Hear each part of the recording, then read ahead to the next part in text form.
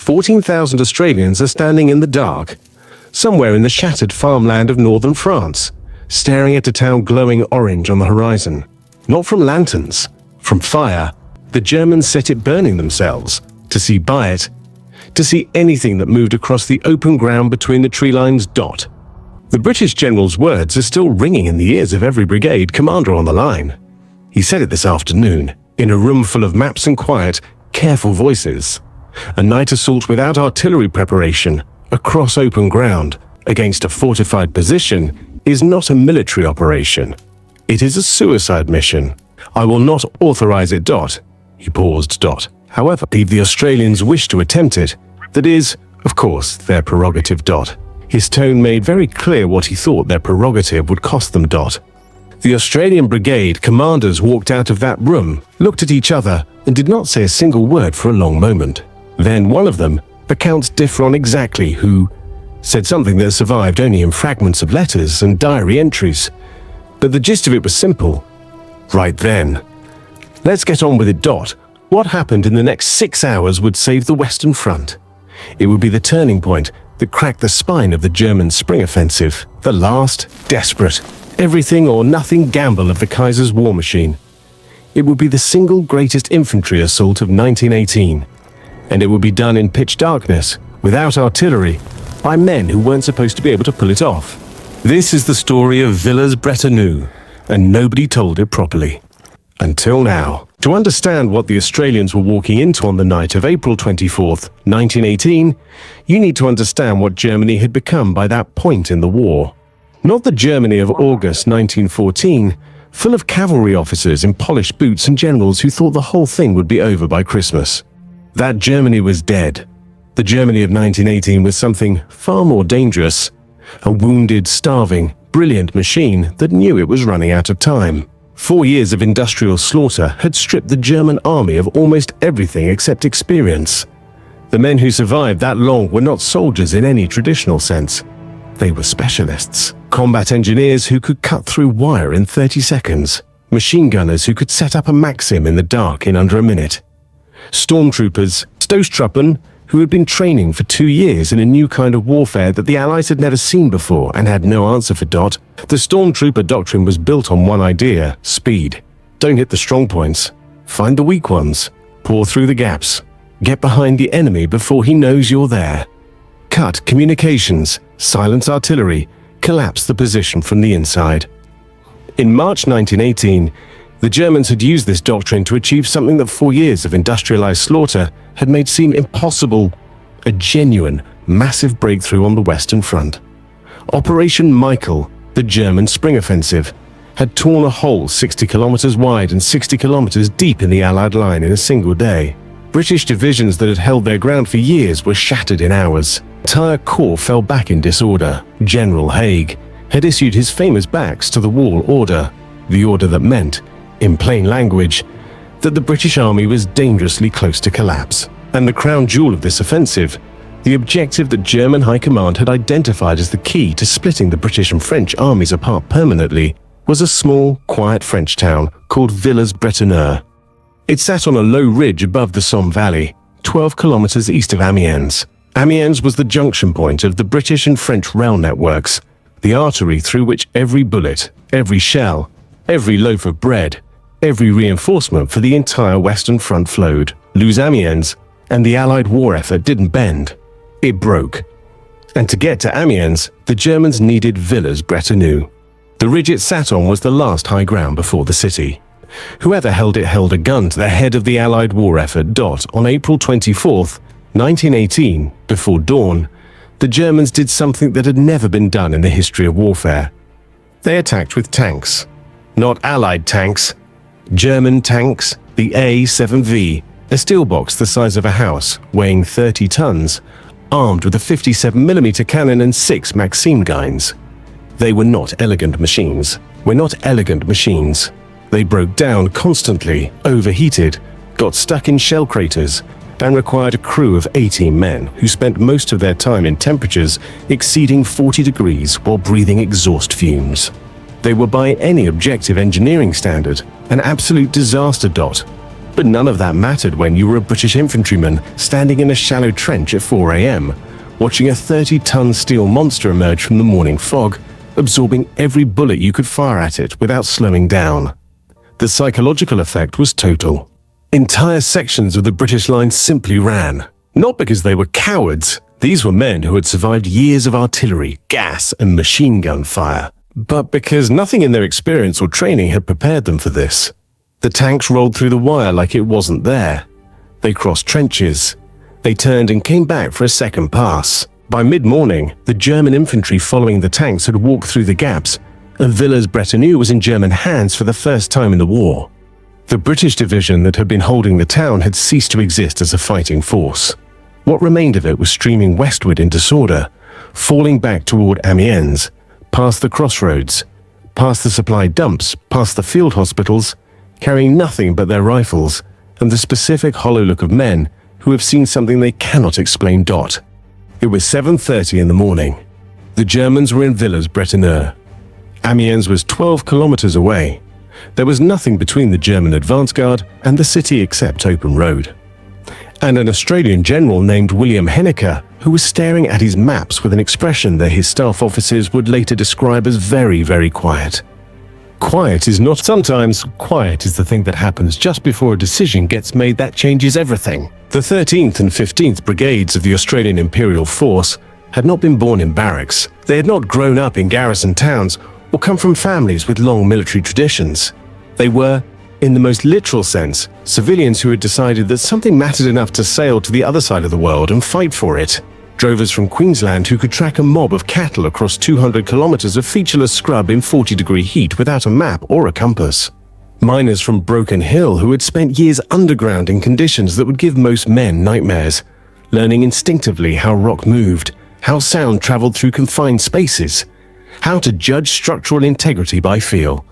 Shearers from the Riverina who could work from first light to last light for weeks without complaint, whose hands were scarred from childhood, and whose idea of a rest day still involved physical labor. They had been in France since 1916, 2 years of the Somme, of Pozières, of Passchendaele, 2 years of watching the industrial machinery of the Western Front eat men by the division. They'd learned, in the most expensive school ever devised, exactly what the Western Front required. Not parade ground discipline, not textbook tactics, but improvisation, aggression, and the specific kind of stubborn refusal to accept a situation as fixed that comes from growing up in a country that kills you if you stop thinking. By 1918, the AIF had the highest ratio of officers promoted from the ranks of any army on the Western Front. Not because the Australian Army was democratic, it wasn't, not exactly, but because it was brutally practical. If a man knew what he was doing and could get other men to follow him under fire, he got promoted. It didn't matter where he came from or what school he went to, or whether he could decline Latin verbs. This produced a particular kind of officer corps.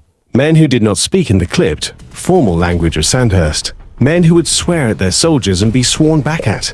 Who ate the same food and slept in the same mud. Who led from the front because it was the only way they knew how to lead. And who were followed because of that, not despite it. They were not gentlemen. The British officer class had a long and nuanced relationship with Australian soldiers that can be summarized, without much injustice, as, "We are glad you are here, and we find you absolutely impossible to deal with." Slouch hats instead of tin helmets when not under fire. A tendency to address generals by their first names. An allergy to saluting that persisted through 3 years of military discipline. And an absolute bedrock, granite-hard refusal to be beaten. General Henniker received confirmation that Villers-Bretonneux had fallen at approximately 8 a.m. on April 24th. By 9 a.m., he had already decided what needed to happen. By 10 a.m., he was in contact with the Australian Brigade commanders. By noon, the broad outline of the plan existed. It was insane. Even Henniker, who was not a timid man, understood that. The standard response to losing a fortified position was a methodical counterattack. Artillery preparation lasting hours or days to suppress defenses. Then infantry advancing behind a creeping barrage. Then consolidation of objectives. Then preparation for the inevitable counterattack. The whole process typically took 24 to 72 hours to organize and execute. Henniker had perhaps 12 hours before the Germans consolidated so completely that any assault would be suicidal by a more conventional definition. He proposed a night attack. No artillery preparation, it would alert the Germans and destroy any element of surprise. No barrage. In the dark, a creeping barrage was as likely to kill your own men as theirs. 2 brigades advancing simultaneously from the north and south, converging behind the town to cut off the German garrison before it could receive reinforcements or retreat. It was, from a textbook perspective, completely wrong. Night operations in 1918 were considered too difficult to coordinate at brigade scale.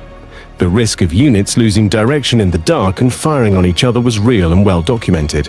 Without artillery, the defending Germans would be untouched when the attack went in. The ground between the Australian start lines and the town had not been reconnoitred. Nobody knew what was out there. The British general said no. On the record, officially, formally, no. The Australians went ahead anyway. Not in defiance of orders, exactly. Henniker found language in the command structure that gave him enough authority to proceed, but in the spirit of men who had decided that waiting for permission was a luxury they could not afford. The first problem was navigation. In 1918, there was no GPS, no reliable radio communication at company level, no aerial photography of the specific ground they needed to cross. The maps they had were based on pre-war surveys and were, in the shattered landscape of the Western Front, where shell craters obliterated roads and entire villages had ceased to exist, largely fictional. The solution was characteristic of the AIF. They found men who had been in the area before, who remembered the ground from earlier operations, from work parties, from patrols. They talked to local French civilians who had not yet fled. They sent out small reconnaissance parties in the hours before dark, crawling forward to identify landmarks, count fence lines, locate the dry stream beds and sunken roads that would serve as navigation guides. It was not a perfect solution. It was good enough. The plan required simultaneous attack from north and south. The 13th Brigade from the north, the 15th Brigade from the south. The 2 converging pincers that would close behind, Villers-Bretonneux, and trap the German garrison inside. At 8 p.m., with less than 2 hours to the assault, the 15th Brigade reported they were not in position. The units that were supposed to be holding the start line on the southern approach were still moving up through congested roads, packed with retreating British units, supply wagons going the wrong direction, and the specific human chaos of an army in partial dissolution. If only one brigade attacked, the plan failed. The Germans would simply push the pressure back against the attacking brigade and hold the town. Worse, the attacking brigade would be exposed on one flank with no support. The 13th Brigade's commander, Brigadier William Glasgow, sent a message back. Simple, direct, Australian. We are going at 10 p.m. Be there or we go without you. Problem solved. Barely at 9:50 p.m., 10 minutes before the assault was scheduled to begin, the wind shifted. The Germans had been laying mustard gas in the approaches to the town throughout the day, a standard defensive measure designed to contaminate the ground that any attacker would have to cross. Mustard gas was not the gas of the early war. The chlorine clouds that you could see coming and outrun. It settled into the soil, into craters, into the hollows and dips in the ground. It clung to clothing and skin. You could walk through a mustard gas concentration without knowing it, and 2 hours later, your eyes would begin to swell shut and blisters would form on your skin wherever the agent had contacted. The gas masks of 1918 were better than what the men had in 1915, but they were still hot, constricting, vision-limiting devices that fogged immediately with the condensation of heavy breathing. Attacking at night in a gas mask across broken, unmapped ground was a different category of difficulty from what they were already attempting. The order went down the line, masks on. For the next hour, 14,000 men would attempt to coordinate a complex 2-brigade assault in total darkness, across contaminated ground, wearing devices that reduced their vision to a narrow fogged slit in their communication to gestures and shouts. The attack went in anyway. 10 p.m., April 24th, 1918. No artillery rounds screaming overhead. No barrage to walk behind. No light except the burning buildings in Villers-Bretonneux and the occasional German flare that burst white and cold above the landscape and turned everyone caught in the open into a statue, arms frozen, breath held, until the light died and the darkness rushed back. The men of the 13th Brigade crossed their start line at a walk, not a run. A run in the dark across shell-cratered ground was how you broke an ankle, and a broken ankle here meant lying in gas-contaminated mud until someone found you. They walked in extended line, spacing themselves wide enough that a single machine gun couldn't catch more than 2 or 3 of them in one burst, close enough that the man beside you was a dark shape you could orient on, navigation by darkness and memory. The sergeant who had crawled this ground 4 hours earlier was now walking it with 1,400 men behind him, counting his paces, identifying the ruined orchard by the smell of rotting apple wood even through his gas mask, finding the sunken lane by the change in the sound of his boots on the ground. The Germans in Villers-Bretonneux were consolidating. They knew a counterattack was coming. It always came, but they expected it to announce itself with artillery. They had established defensive positions in the houses, the cellars, the brick walls of the factory buildings. Machine guns covered the main approaches. Snipers watched the roads. They were not watching the open fields. In the dark, without a barrage, the 13th Brigade was 400 meters from the first German positions when the flares went up. For a moment, one terrible, exposed, heartbeat-stopping moment, 1,400 men stood in the open in stark white light with nothing between them and the German line. Then the flare died, and the darkness came back, and the Australians were already running dot. What happened next in the northern sector has been described by German survivors as something close to incomprehensible. The attack came from a direction they hadn't adequately covered, at a speed they hadn't anticipated, in a darkness so complete that fire discipline became nearly impossible. The first Australian sections were inside the German defensive wire before the machine guns could be effectively directed, using the dark the way a blade uses the gaps in armor. In the close fighting through the streets and houses, the advantages of the German defensive position, the prepared firing positions, the interlocking fields of fire, became liabilities. In a house-to-house fight in the dark, the side that was moving had the advantage over the side that was waiting. The Australians were moving. The 15th Brigade had a harder approach.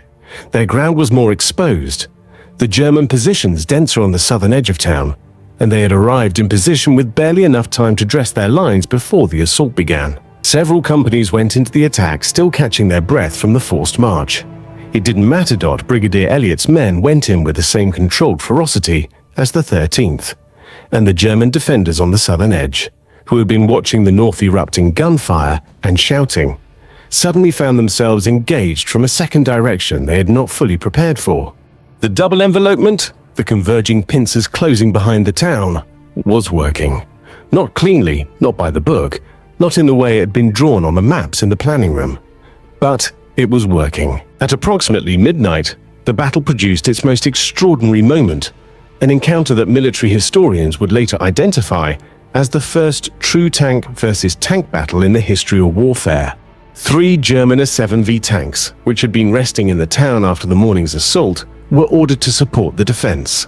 They moved out into the darkness, engines roaring, searchlights stabbing through the smoke. Moving toward them from the Australian lines were 3 British Mark IV tanks that had been attached to support the assault. Old, slow, underarmed compared to what they were about to face, but there. The engagement was brief, chaotic, and decisive.